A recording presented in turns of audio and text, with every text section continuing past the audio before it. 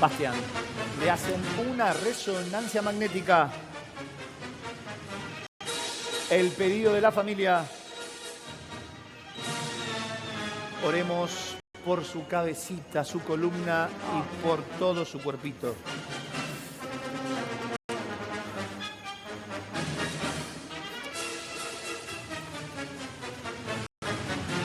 Nos sumamos a esta cadena de oración, por supuesto, todos en este canal y imagino que en el país, todos pendientes de la situación de Bastián, que tiene de 8 años, que va cambiando permanentemente, ¿sí? El estado de salud.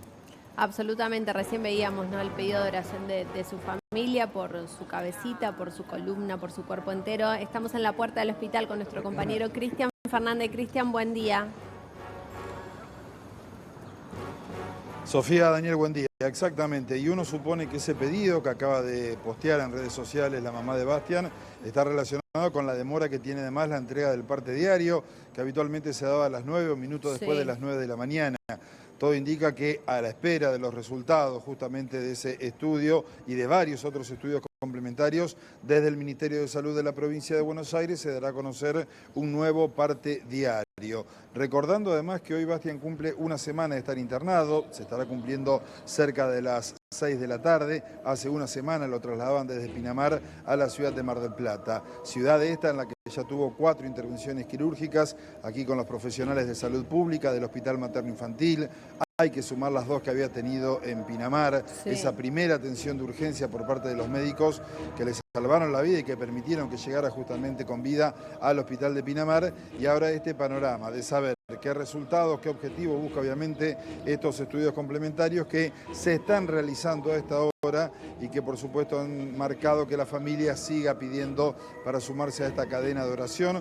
Un paciente que tiene un cuadro complicado, lo sabemos desde un primer momento, que ha atravesado varias intervenciones quirúrgicas, que tiene varias fracturas de cráneo, con una situación neurológica que está todavía por definir.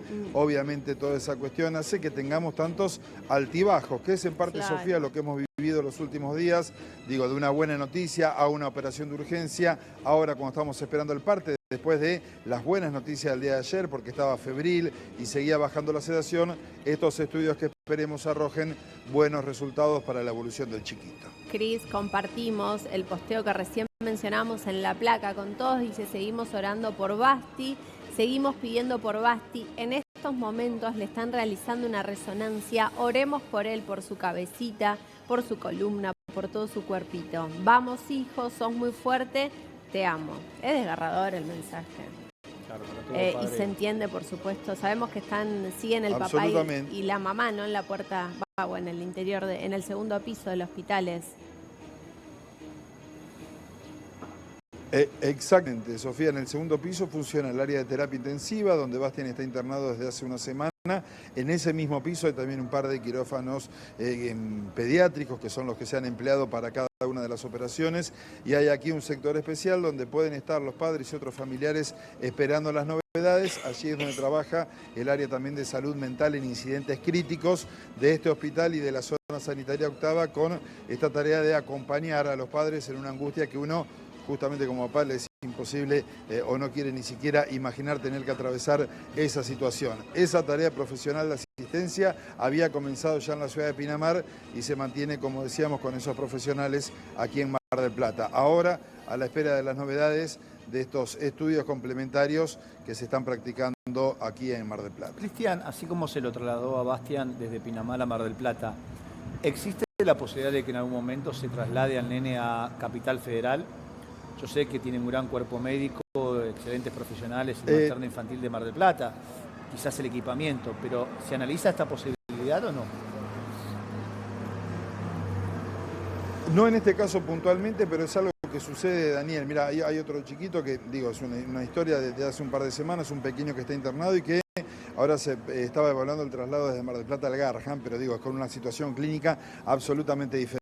Por lo tanto, si hiciera falta esta cuestión, obviamente la harían. Aquí lo que tendríamos que ver, al igual que aquel traslado de Pinamar a Mar del Plata, es ver, bueno, los puntos a ganar, la necesidad de una mejor atención o de una atención diferente, si se quiere, que hoy me da la sensación, para lo que es el cuadro de Bastián y lo que es el camino de su evolución, están dadas todas las condiciones para mantenerlo justamente en este establecimiento. Y consulta, Cris, en esta oportunidad se sabe, sabemos que el parte no está, solo tenemos el mensaje de su mamá en el día de hoy, la resonancia que le están realizando y en el mensaje, ¿no?, que dice su mamá, oremos por su cabecita, es para ver quizás algún tipo de secuelas, digo, para empezar a analizar ya un poco más cómo está, teniendo en cuenta que ya quizás el riesgo mayor, si se puede decir de alguna manera, no sé si pasó, pero digo, como para empezar a ver las secuelas.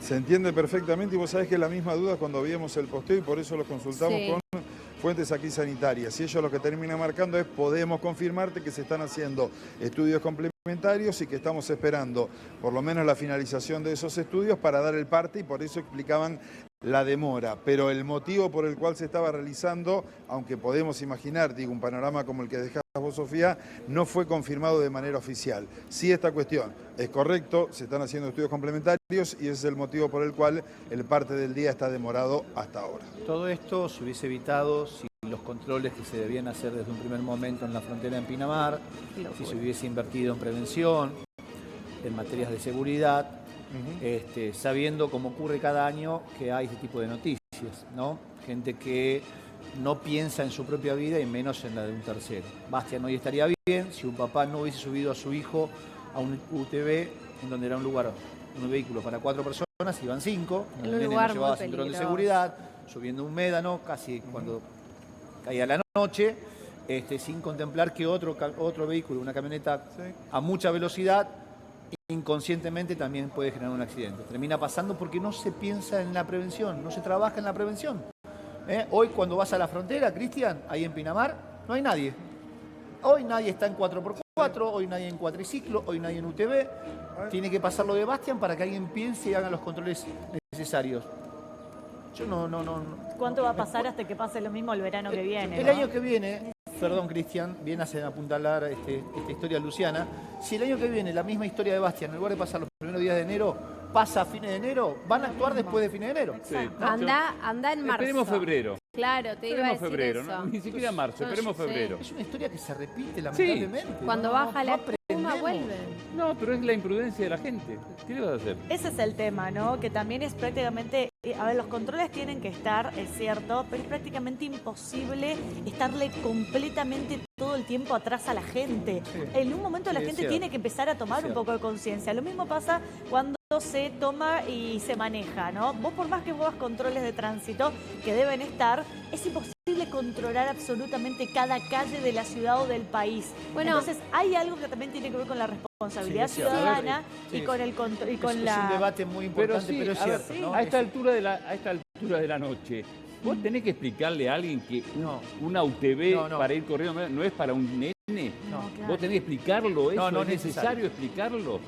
Evidentemente no. sí, si no, no tendríamos que estar hablando de Bastián. No te entienden. Lo siguen haciendo. Pero sí aparecen los controles una vez que ocurre este tipo de historia, ¿no? Y yo pido, más allá de la responsabilidad individual de cada persona, que los controles aparezcan antes, ¿no? Me parece que lo para lógico, tratar por lo menos de poner un poco en una sociedad tan particular frenos, como la nuestra. Claro, de frenos o de alguna complicación, porque siempre vamos a ver que por más que se hagan controles, va a haber gente que lo va a hacer igual, pero que no le sea tan fácil por lo menos. Ya, ahí está. Va a haber algunos que se van a arrepentir, algunos que van a tomar las medidas correspondientes de seguridad, porque está el control. Saben que si hay control me van a quitar mi famosa 4x4 que gasté mucha plata, entonces no quiero perderla, no lo hago o tomo las medidas necesarias. Vuelvo con Cristian.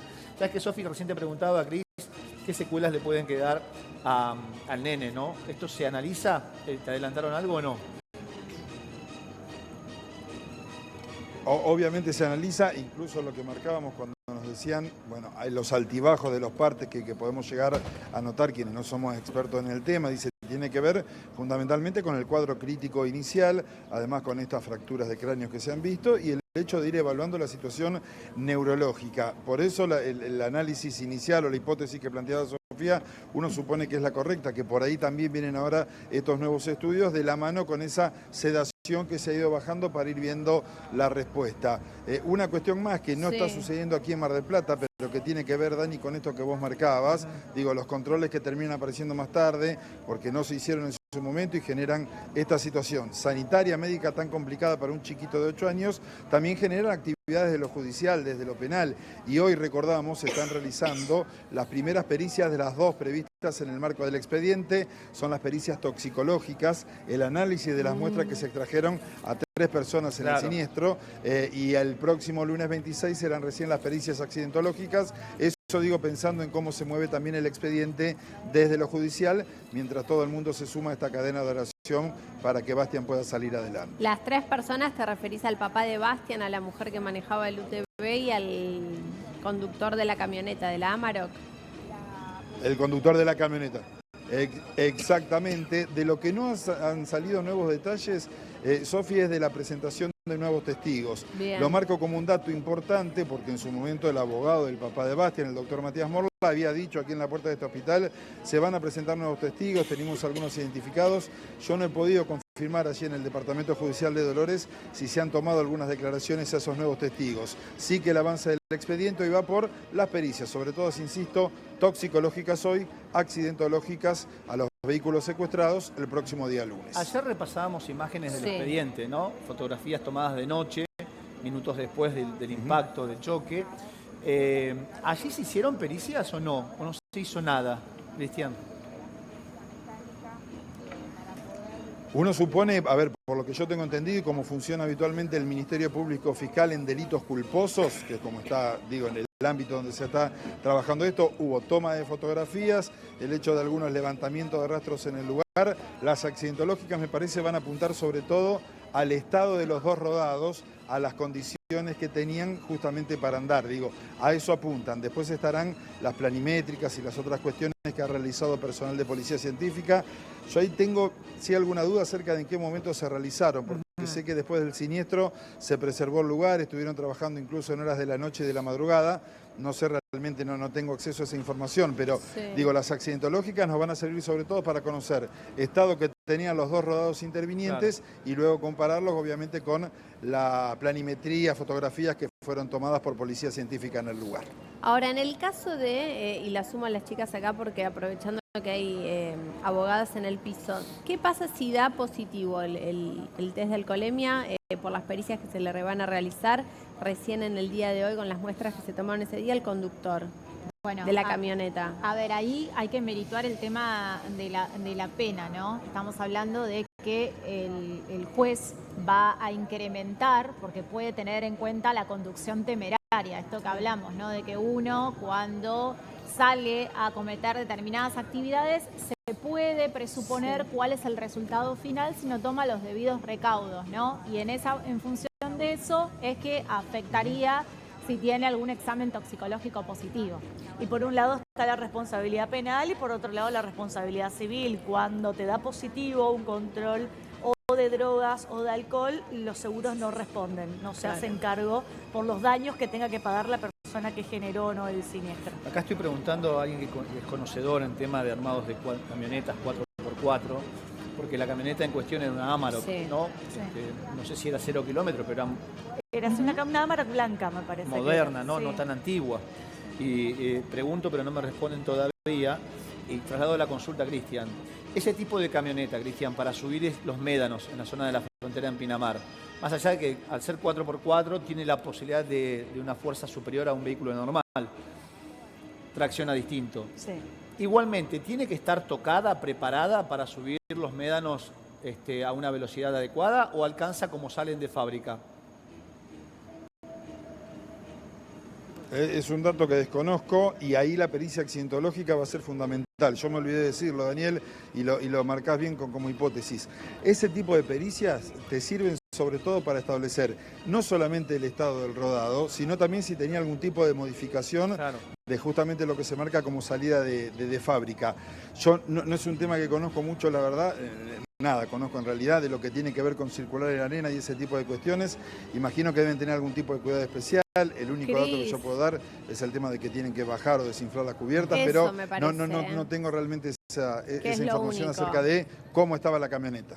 Porque uno ve que varias camionetas, y a veces los ves en las playas, los veíamos, los que ingresaban con las camionetas, que querían pasar un médano. Para mí no necesitan ningún toque más que desinflar un poco las 4 cubiertas y una vez que salís de los médanos las tenés que volver a inflar. Yo igual nadie me saca de un análisis previo. Veíamos ayer las fotos de la causa que traía Gastón Marote y la camioneta al frente sufrió daños importantes. Muchos. Con un vehículo que no tiene la fuerza de una 4x4, el UTV donde viajaba Bastian. Entonces, lo primero que uno analiza fríamente es que al menos la camioneta venía a una velocidad considerable, con la fuerza necesaria para subir la cima del médano y salir disparado. Cuando digo disparado es en el aire, volar en el aire y caer y poder descender el médano. Lo que no sabían, que del otro lado venía el UTV subiendo al mismo tiempo y se da el impacto, ¿no? Pero me da la sensación, Cristian, que lento, despacio no venían, ¿no? Y aquí la tragedia de esta historia que tiene como lamentablemente protagonista Bastian. Absolutamente, y recordando que es la posición del abogado que defiende al papá del chiquito que iba en el UTV, el doctor Moro lo que lo graficó decía, apareció la camioneta como un misil, y ustedes los marcaban ayer también la diferencia de kilos, hablamos de 2.000 kilos aproximadamente, una camioneta contra 600, 700 que pesa justamente el UTV, ahí ya tenés, y además uno viene a excesiva velocidad y el otro subiendo, él decía 25, 30 kilómetros lo hacía el UTV, uno supone que la violencia de ese impacto, bueno, por eso ha dejado a la camioneta como la dejó, también los daños, pero sobre todo las lesiones que sufre un chiquito que no estaba siquiera con cinturón de seguridad colocado. Ahora, vos tenés acá un problema que es que en esos lugares no hay un lugar que la gente va hacia un lado y otros lugares que va hacia otro. No está direccionado, vos tenés un médano arriba.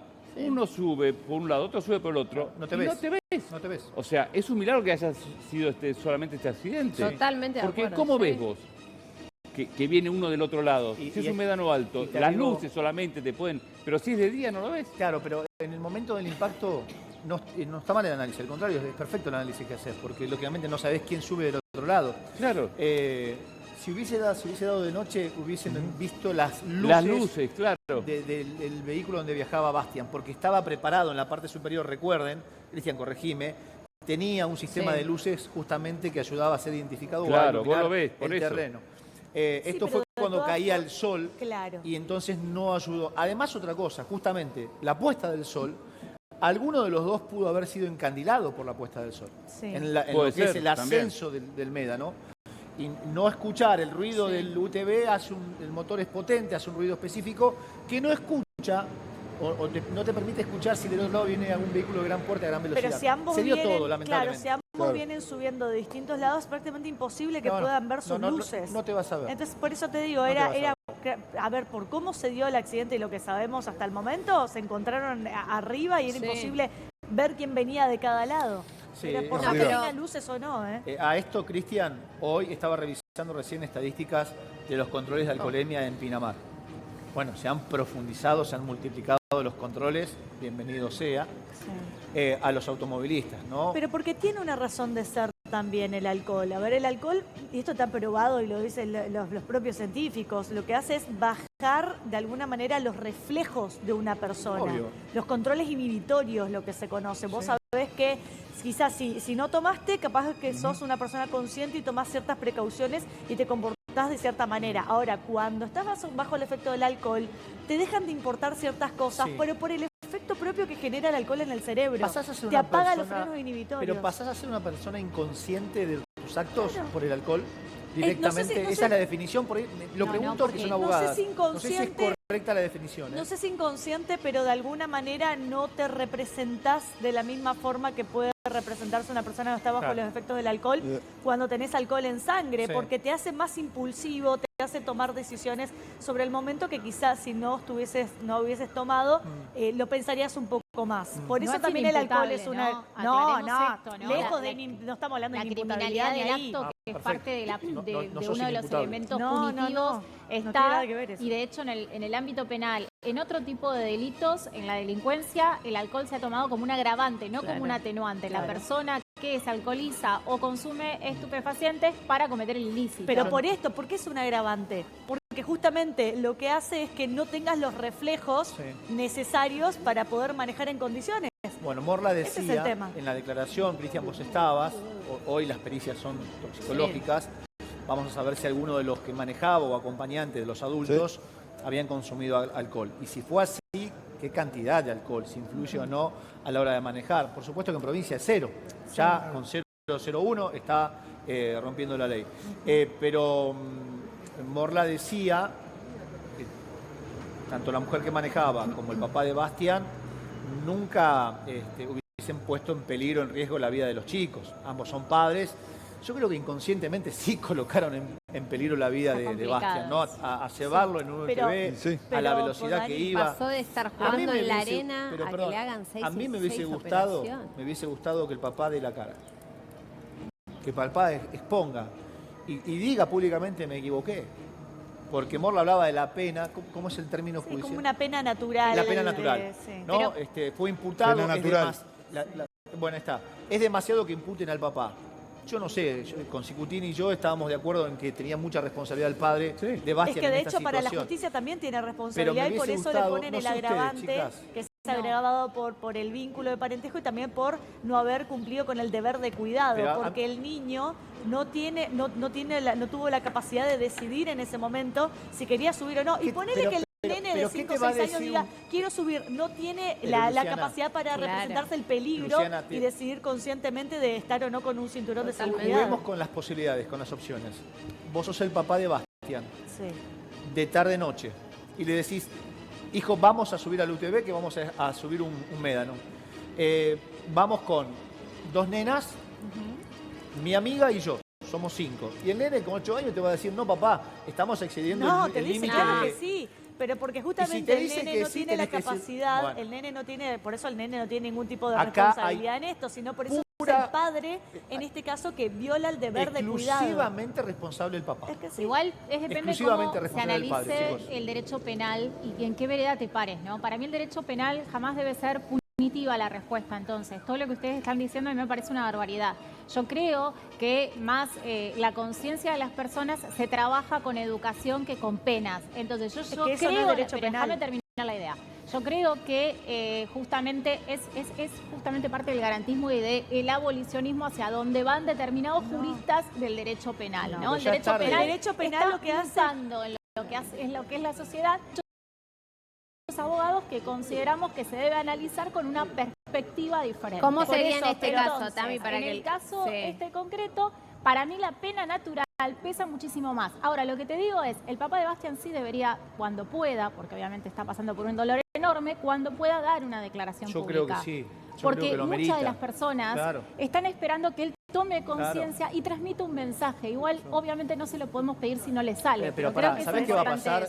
No va a cambiar la salud de Bastián porque el padre diga o reconozca el error. Pero si vos hablas de concientizar para que otros no cometan el mismo error, la palabra de un hombre haciéndose cargo de la decisión equivocada que tomó en su momento sirva para concientizar a otros que están pensando. Digo, tenemos que tratar. Yo no voy a juzgar al papá, ya está. En el derecho de familia puede llegar a tener consecuencias porque creo que tienen un régimen de vínculo parental repartido. Entonces, ahí en ese caso sí la madre puede decir, ojo, que esta persona no está capacitada quizás de la manera que yo creí que estaba capacitada para el deber de cuidado respecto de mi hija. Esperen que ya seguimos debatiendo y lo sumo a Cristian. Cristian, ¿por qué ellos están en el segundo piso? ¿Ellos tienen como una convivencia buena entre ellos, papá, mamá, en estos momentos o no? ¿Trascendió eso?